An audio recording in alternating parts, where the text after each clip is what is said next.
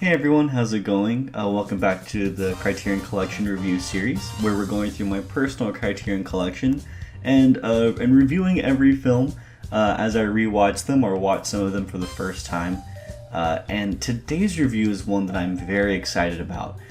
This was one of the earliest Criterions I ever received. It was one that I had known about for a long time, and certain scenes of it I'd seen before, and they were very famous and very infamous. But then once I saw it, I could never forget it, and it has become a film that I've thought about many times throughout the years. I've shown it to many people, and a lot of them still question my film taste to this day because of it. And that would be the 1977 Japanese horror film House, or Hausu if you want to go by the official Japanese name. This is number 539 in the collection. We're already up to the 500s. So, as you can tell from this cover, which is probably one of the most famous Criterion covers and one of their best, quite honestly, House is a horror film, but it is unlike any horror film I have ever seen and may ever see. I don't know if anyone has even come close to attempting the style and flow and tone of this film. So to give a little bit of a background, the director, whose name is, I'm going to say his name and probably get it wrong, Nobuhiko Obayashi. He was an experimental film director in the early 50s, who then became a commercial director throughout the 60s in Japan, and his commercials became very popular. And so then Toho, one of the most famous Japanese studios, decided that they needed a Jaws-esque horror film for their audiences to help rejuvenate the Japanese box office, which throughout the 70s was really struggling with a lot of audiences looking for something new, while the old guard was, the old famous directors like Kurosawa and Ozu weren't really getting the same work, and a lot of the new directors had kind of lost steam from their earlier efforts from the 60s. So enter Obayashi, who comes in with a film that a beautifully chaotic mess. It is a film that knows exactly what it wants to be, it knows exactly what it's trying to accomplish, and it doesn't care if you're following it or not. It is a movie that has so much of a rebellious and young spirit. One of the people interviewed here on the disc says that it resembles how a child thinks, where they can go so quickly between tones and feelings and things they focus on. And I think that is 100% correct. But to get into the story, if we can have somewhere to start on this, the plot itself is kind of crazy on its own. It follows 7 young high school girls who are all named after their defining character trait.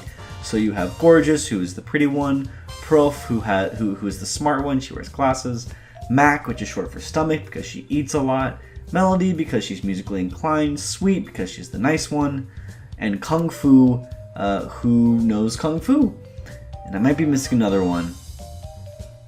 I'm going to stick with that for now. But you have all these characters. Oh, Fantasy. How can I forget Fantasy?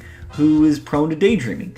And they're about to go on their summer vacation when Gorgeous returns to her home before. And her famous composer dad is also returned from a trip, and he's come back with his new wife, who is like, hey, this is going to be your mom. And Gorgeous is really upset about it, and she says, you know what, rather than going on a trip with my dad, why don't we all go to see my aunt? I haven't talked to her in a long time, and she's living in this house by herself, so why don't we just go check it out?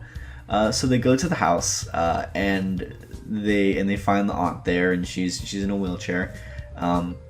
And from there, weird things start happening, and it's very likely that the house is haunted by a spirit of some kind that is tied into sort of the aunt's backstory, where in the 1940s she had this young love who was drafted into the army and tragically died, and so she was left to live in the house being unmarried. And so it's very likely that the house is haunted by that spirit or that essence, that feeling, which is a common theme in a lot of Japanese horror, is, restless souls who have unfinished business or, something going on or something wrong with them, haunting places and spaces. To give you an idea of how insane House is, Obayashi's daughter, who is 11 years old, was the main source of a lot of the details of the film. So she came up with a lot of the kills, a lot of the characters, a lot of the plot elements, and it feels that way. A lot of the characters experience bizarre and very memorable deaths. Most famously, there's a scene where the girl Melody is eaten by a piano.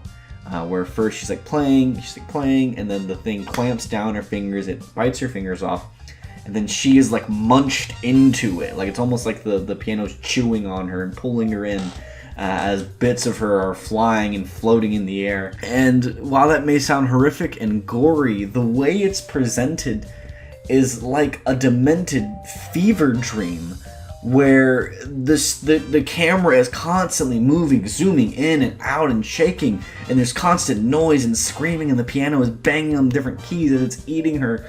Another character, I believe it's Fantasies, in the background screaming as a prosthetic hand flies through the air, lands in the fishbowl beside her, and there are these lines that are clearly drawn on the film, these different colored lines on the sides of the frame that are they're almost like lines, they're almost like action lines you would see in an anime. It's just absolute insanity.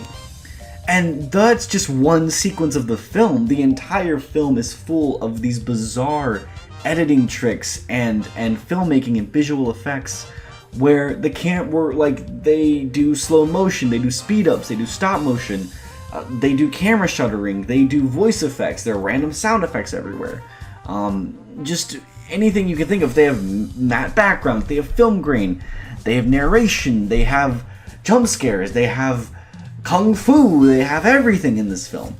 And a lot of it is just trying to sort of take pop culture at the time and capture it into a film and give it this young, energetic, rebellious spirit that is unlike any other film that has ever been made or may ever be made, which makes it a insane experience and one that is well worth watching.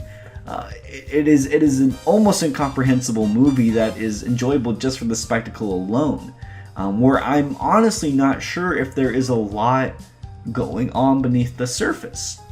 I feel like a lot of times when I come up here for my Criterion reviews, I try to go into the themes and the plot and the characters and, the deeper meaning of the film, and I'm not so sure if it's there necessarily. If there's any theme that I can grab from the film, I think it might be grabbed from the horror of it, which kind of gets into spoilers for the film for the end of it.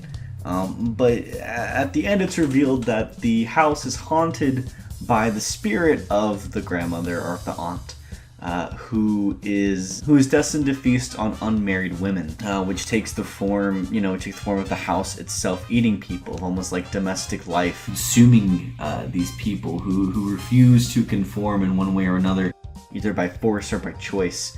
I think that might be sort of tapping into that young spirit, right, of the fear of conformity, the fear of a maternal life, of these women who may not necessarily want to be married, especially at that age, of that young of an age.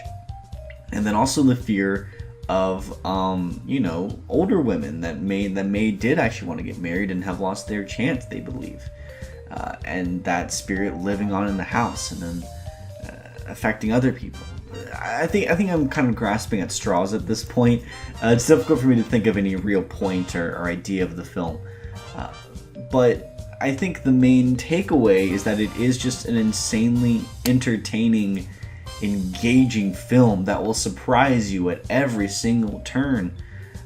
It's just absolute insanity for the entire time, and an extremely impressive insanity, right? It isn't a movie that has weird logic and poor acting and whatever else. It is a film that is fairly competently made, that knows exactly what it wants to be, and is constantly being that thing, which is a spirit of rebellion, a spirit of youth.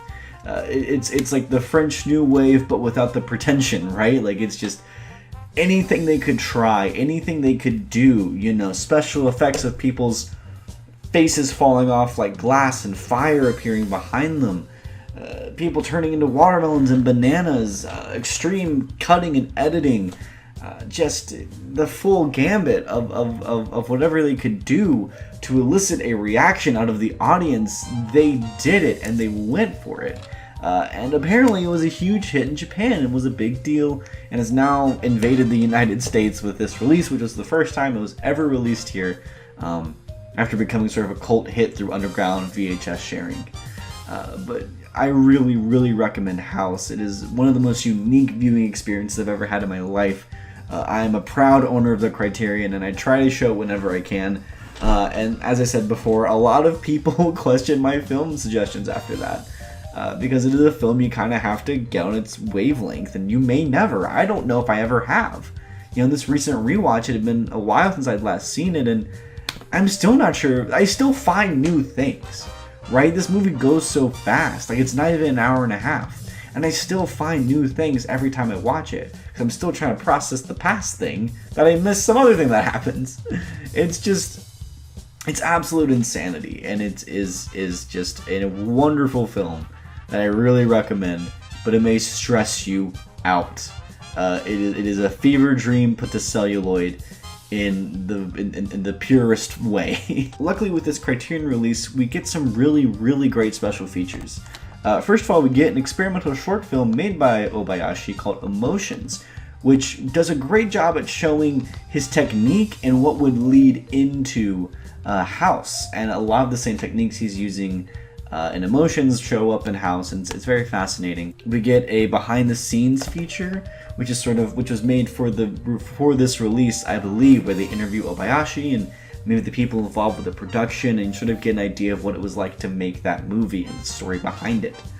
We also get an interview with Ty West, the horror director, about the influence of House and how important it was for him and many other modern horror directors, just how unique and original it is. And he even calls it an art film, which I kind of agree with, quite honestly. Yeah, I mean, those are all the special features that come on the Blu-ray, but then you get a really, really great booklet with an essay written by Chuck Stevens, who does a really great job of not only talking about the film, but really giving a background on Obayashi and what was so interesting about him and his career that led into House, and then sort of just in general his career before and after House, and how successful he's been in both fronts.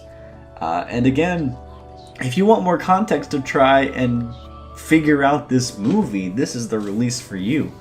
And again, one of the greatest covers in Criterion history. One of the greatest releases they've had, not only for the cover and for the film itself, but for the historical relevance of being the first time it ever saw a release in America.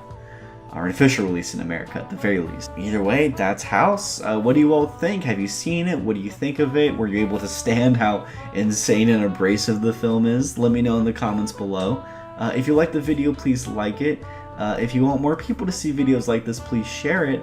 And if you want to see more videos like this yourself, then subscribe, where next time we're going to be looking at the Robert Mitchum modern horror film, The Night of the Hunter, which I'm extremely excited to talk about. But either way, thank you all so much for watching, and I hope you have a great rest of your day. Bye-bye.